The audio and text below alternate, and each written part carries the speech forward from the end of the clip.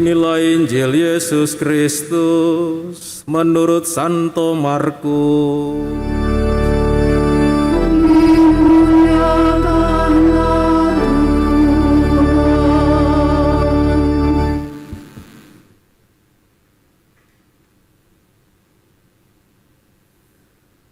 Pada suatu hari, seorang ahli Taurat datang kepada Yesus dan bertanya, "Perintah manakah yang paling utama?" Yesus menjawab, "Perintah yang terutama ialah, dengarlah, hai orang Israel, Tuhanlah Allah kita, Tuhan itu Esa. Kasihilah Tuhan Allahmu dengan segenap hatimu, dengan segenap jiwamu, dan dengan segenap akal budimu, dan dengan segenap kekuatanmu. Perintah yang kedua ialah, kasihilah sesamamu manusia seperti dirimu sendiri. Tidak ada perintah lain yang lebih utama daripada kedua perintah ini." Lalu kata ahli Taurat itu kepada Yesus, "Guru, tepat sekali apa yang engkau katakan, bahwa Allah itu Esa dan tidak ada yang lain kecuali Dia. Memang mengasihi Dia dengan segenap hati, dengan segenap pengertian, dan dengan segenap kekuatan, serta mengasihi sesama manusia seperti diri sendiri jauh lebih utama daripada semua kurban bakaran dan kurban lainnya." Yesus melihat bagaimana orang itu menjawab dengan bijaksana. Lalu Ia berkata, "Engkau tidak jauh dari kerajaan Allah." Sudah itu, tidak seorang pun berani lagi menanyakan sesuatu kepada Yesus. Demikianlah Injil Tuhan.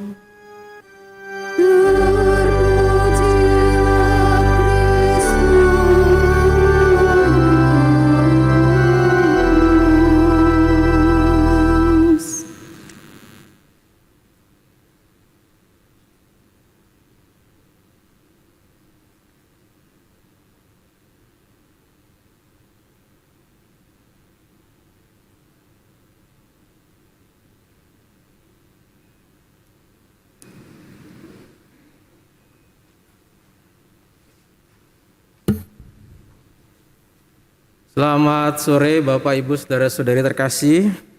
Selamat sore Romo. Saudara-saudari, ibu-ibu, bapak-bapak, tahu bunga mawar? Sudah pernah pegang bunga mawar? Sudah pernah terima bunga mawar? Sudah pernah diberi bunga mawar? Apa bedanya dengan bunga yang ada di depan itu? Beda pertama, nggak ada yang jawab. Saya tanya deh, ibu-ibu semua, kapan terakhir diberikan bunga mawar oleh bapaknya? Kapan terakhir kali diberikan bunga mawar oleh bapaknya? Kapan? Masih ingat? Tahun kemarin? Oh, jangan-jangan waktu pacaran dulu ya? Puluhan tahun yang lalu. Kapan terakhir? Oh, setahun. Ada yang 2 tahun yang lalu? Setahun yang lalu? Sebulan? 20 tahun yang lalu. Wadah. Saudara-saudari, kita tahu karakter bunga mawar ya. Warnanya merah, bagus, ada yang putih juga. Dan biasanya itu bunga itu disukai oleh banyak orang. Dan bunga itu biasanya wangi dan juga biasa dicampur sebagai bahan-bahan untuk sabun dan sebagainya. Dan tentu beda dengan bunga yang di depan kita ini. Dan biasanya bunga mawar itu diberikan sebagai hadiah. Tetapi sekarang orang dalam beberapa artikel ada tulisan yang menarik. Orang memberikan bunga mawar itu diketahui karakternya. Kenapa? Karena orang sekarang itu milih bunga mawar yang tidak berduri. Durinya dihilangkan. Jadi karakter bunga mawar itu kan kita tahu warnanya menarik, merah, ada yang putih, dan pasti berduri. Dan kadang-kadang orang tidak mau dengan durinya. Maka ada artikel yang menuliskan orang yang memberikan ini kepada orang lain, kepada istrinya, suaminya, pacarnya, itu adalah orang yang kurang menerima atau memberikan sepenuhnya atau seutuhnya. Jadi dia kadang-kadang karakternya dibaca mau menerima enaknya saja, tetapi yang berduri tidak mau diterima. Nah, tapi apakah artikel itu benar atau tidak? Terlepas dari itu semua, saudara-saudari, kadang-kadang kita kalau berpikir dalam hidup kita memang manusia inginnya adalah yang enaknya saja. Kita kalau bisa makan ikannya nggak perlu ada sisiknya, sudah dibersihkan dan lain sebagainya. Ya, dan tentu saja saudara-saudari, kalau saudara-saudari mau diberikan hadiah misalnya Lamborghini, ya, kapan terakhir diberikan hadiah Lamborghini? Bukan pertanyaannya kapan ya, tahun kapan ya, berarti kapan itu ya, gitu ya, diberikan itu. Lamborghini, tahu saudara-saudari yang pintunya begini, ya. Paus Fransiskus diberikan loh hadiah itu loh oleh umat, ya, oleh CEO dari Lamborghini sendiri, ya. Tetapi tahu saudara-saudari pasti senang kalau diberikan Lamborghini kan, mantep ya, bagus, keren, kalau dipakai cepat sekali, mobil sport. Tapi saudara-saudari tahu pajaknya berapa? Setahun berapa? Itu 72 sampai 122 juta setahun. Kalau saya diberikan itu, apalagi Paus Fransiskus, pasti bingung, ini bayar pajaknya gimana? Tapi Paus Fransiskus luar biasa, dia diberikan lagi hadiah itu untuk dilelang dan diberikan untuk membangun gereja yang sudah hancur. Saya kalau diberikan kira-kira juga seperti itu ya, tapi siapa yang memberikan? Ya, jadi kadang-kadang orang tuh senang aja kalau diberikan hadiah, tetapi kalau bisa pajaknya bukan saya yang bayar gitu. Orang senang aja mendapatkan hadiah mewah gitu ya, mobil, motor, segala macam, mau beli mobil, motor, tapi nggak tahu nih pajaknya berapa setahun nih. Nah, kadang-kadang orang juga pengen menerima enaknya, tetapi yang susah itu adalah ketika kita berkaitan dengan yang kurang, dan kita tidak bisa menerima seutuhnya atau sepenuhnya. Tidak ada orang yang suka makanan sesuatu, misalnya dibeli secara online, ya, kita membeli langsung makanannya tanpa bungkusnya. Pasti harus ada bungkusnya yang harus kita buang, harus kita recycle kembali. Kita beli minuman ada kemasan, kita ambil minumannya, kemasannya kita taruh, kita buang, kita seleksi, recycle kembali. Tidak ada sesuatu yang kita terima dengan enaknya saja. Orang harus menerima seutuhnya. Saudara-saudari, hal ini adalah suatu pemahaman yang sekarang ini kita hayati dalam apa yang kita dengarkan dalam bacaan seperti yang kita dengarkan tadi.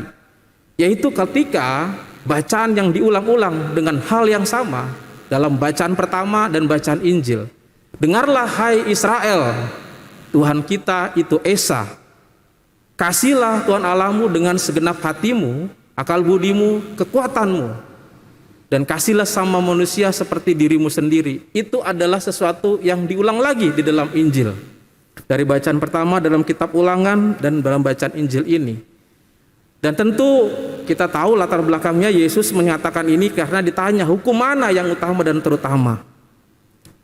Lalu pertanyaannya adalah apa yang menjadi hubungan seutuhnya itu? Seutuhnya yang disebut di sini adalah dua hal itu. Kasihlah Tuhan Allahmu dengan segenap hati, dengan segenap dirimu, dan segenap akal budimu, dan kasihlah sesamamu seperti dirimu sendiri. Dua hal ini tidak dipisahkan. Tentu jawaban yang disampaikan Yesus mengutip dari kitab Ulangan ini adalah jawaban yang mau disampaikan kepada orang yang mendengarkan dan kita semua, bahwa memang itu tidak dipisahkan. Dan orang biasanya yang berlaku di sini, orang paling banyak itu sangat mencintai Allah, ngakunya mencintai Allah dengan banyak mengorbankan persembahan. Dalam tradisi bangsa Israel, persembahan itu yang paling utama, mempersembahkan segala sesuatunya, namun dia lupa untuk mengasihi sesama. Dan kadang-kadang banyak orang tidak memperhatikan yang lumpuh, yang kusta dan lain sebagainya. Dan ini yang menjadi tekanannya. Jadi satu paket, kasihlah Tuhan Allahmu dan kasihlah sesama manusia. Dan ini merupakan satu kesatuan. Saudara-saudari, dasarnya jelas bahwa kita diajak untuk melihat sebenarnya dari kitab Ulangan ini. Kitab Ulangan ini sebenarnya adalah bacaan yang sehari 2 kali dibaca atau didoakan oleh oleh orang-orang Israel dalam tradisi Yahudi, yaitu dalam Shema. ketika dia mengatakan bahwa ingatlah hai Israel, Tuhan Allah kita adalah Esa. Dan itu lalu dilanjutkan dengan kata-kata kasihlah Tuhan Allahmu dan kasihlah sama manusia. Diucapkan sehari 2 kali. Mau mengingat itu betapa pentingnya hukum itu. Dan ini menunjukkan bahwa yang menjadi dasar orang melakukan kasih kepada Allah, kasih kepada sama manusia, dasarnya dengarlah, ingatlah hai Israel, bahwa Tuhan Allah kita itu Esa. Allah kita itu menunjukkan bahwa Allah yang diingat kembali oleh bangsa Israel, Allah yang menciptakan dan Allah yang menyelamatkan. Allah yang menciptakan manusia dan isinya, dan Allah yang menyelamatkan bangsa Israel dari orang-orang Mesir, dari pejaran di padang gurun selama 40 tahun sampai ke tanah terjanji. Dan ingatan keselamatan itu adalah dasar bagi bangsa Israel untuk mencintai Allah. Nah, kalau hal ini diulang kembali ke dalam diri kita, sekarang kita, dasar kita memang adalah hal yang sama. Ketika kita diminta untuk mengasihi Allah, maka dasarnya adalah karena Allah yang menciptakan, Allah yang menyelamatkan kita. Dan hal itu juga menjadi dasar bahwa kenapa kita mengasihi manusia sesama kita, karena dasarnya adalah Allah yang kita kasihi, bukan person manusianya saja yang gampang terjadi konflik, gampang terjadi keributan yang kadang-kadang itu tergantung pada situasional, pada perasaan. Tetapi kalau yang dasarnya adalah mencintai karena Allah, mencintai manusia, maka itu sifatnya adalah universal dan langgeng. Maka yang dipakai di sini, saudara-saudari, mencintai bukan hanya sesama saja, tetapi sesama manusia. Itu tidak mengingat itu dia musuh, tetangga dekat, selingkungan, serumah, sekafling, tapi seluruhnya sesama manusia. Dan ini mau menunjukkan keuniversalan cinta itu atau kasih itu. Saudara-saudari yang terkasih, apakah cukup sampai di sini? Tidak. Bahwa kesatuan kasih kepada Allah, kasih kepada sesama itu yang tidak bisa dipisahkan. Kalau orang berbakti kepada Allah, maka dia akan melakukan juga sesuatu untuk bukti baktinya itu kepada sesama. Karena apa yang dalam hukum ini tertulis, yaitu kasihilah Allahmu, itu mau menunjukkan kata kasih yang dipakai itu adalah kasih dalam bentuk tindakan.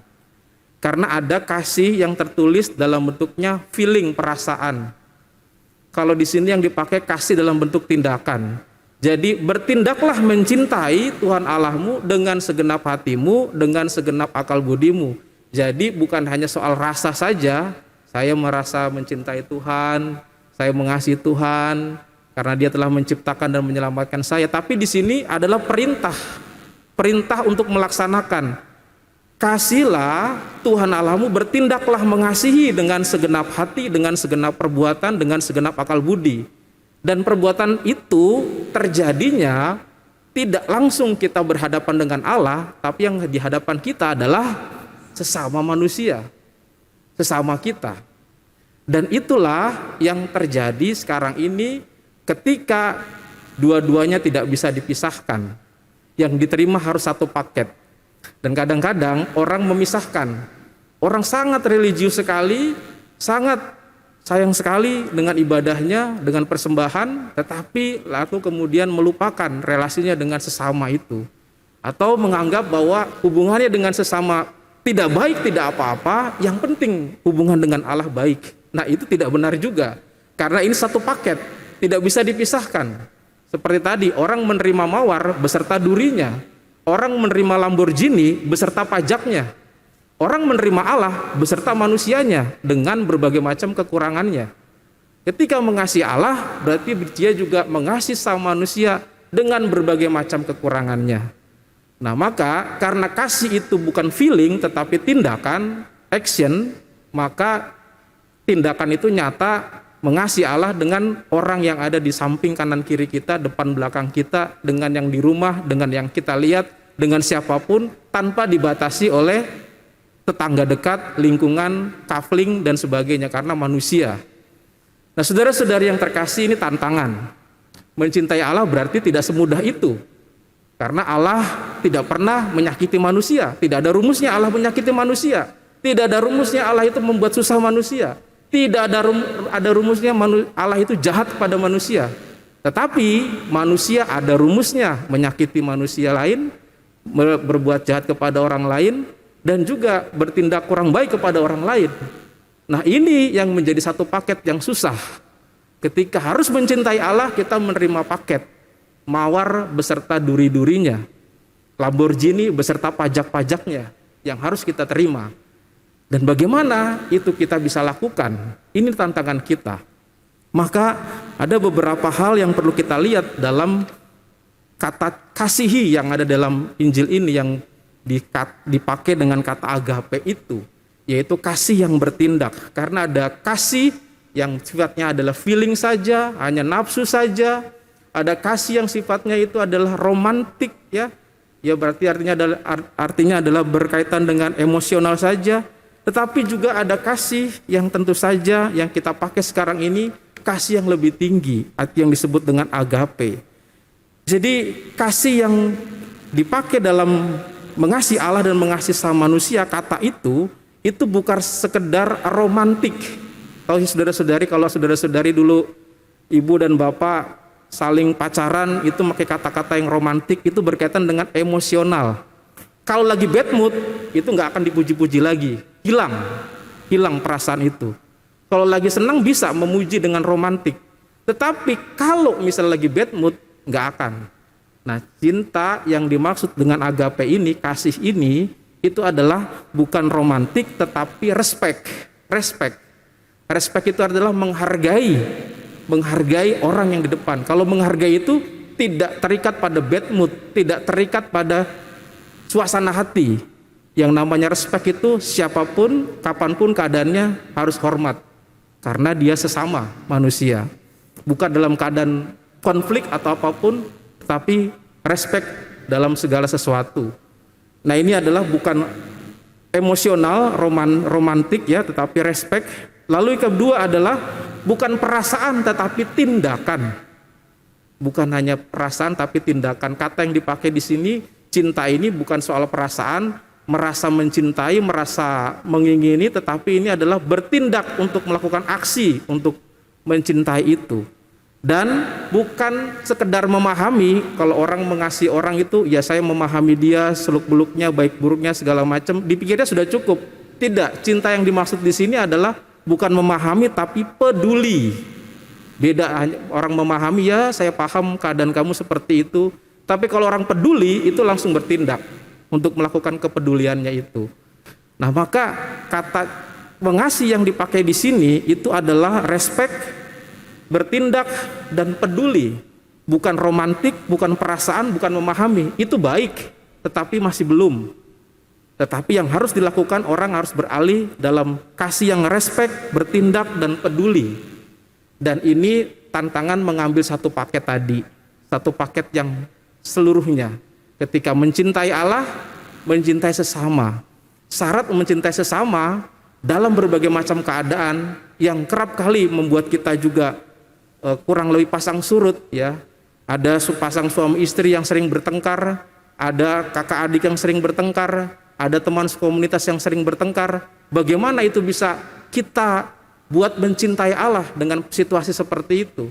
Nah, maka sangat baik sekali Injil Markus menulis kata cinta itu bukan sekedar biasa, tetapi respect, bertindak dan peduli.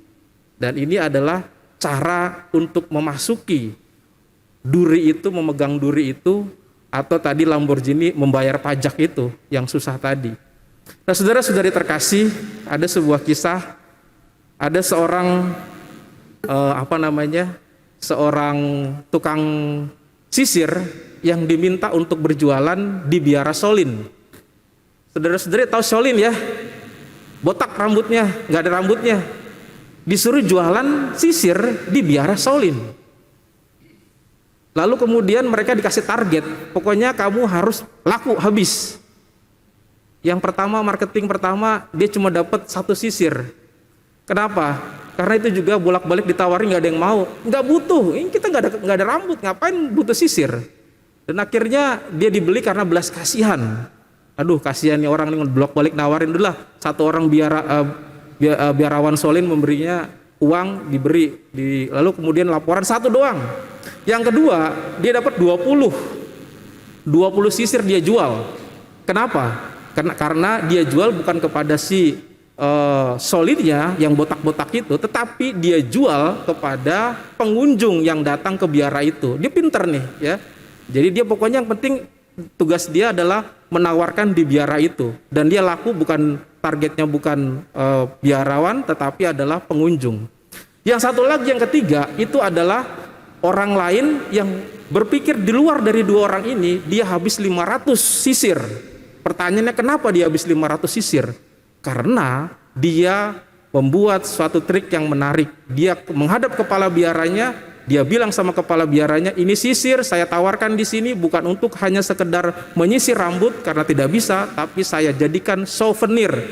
Nanti kepala biara kalau menjadikan ini sebagai souvenir, lalu kemudian ditulisnya ada cap biaranya dan dibawa oleh turis, laku, nanti separuh akan saya berikan keuntungannya untuk biara. Dan disepakati, habis 500. Pertanyaannya saudara-saudari, kenapa berbeda-beda dan dia berhasil yang ketiga? Karena yang ketiga ini bukan pertama-tama orang yang tidak mudah menyerah, tetapi dia tahu bagaimana cara mengubah cara berpikir yang berbeda dari yang lain, keluar dari cara berpikir yang lama. Oleh karena itu, hal itu yang sekarang ini kita terjadi pada diri kita dan sesama kita, yang kerap kali yang terjadi ketika kita sulit untuk bertemu, berjumpa, bersahabat dengan orang lain. Jangan-jangan kita seperti marketing satu dan kedua, yang terus menggunakan cara-cara yang lama, tidak dengan cara-cara yang baru.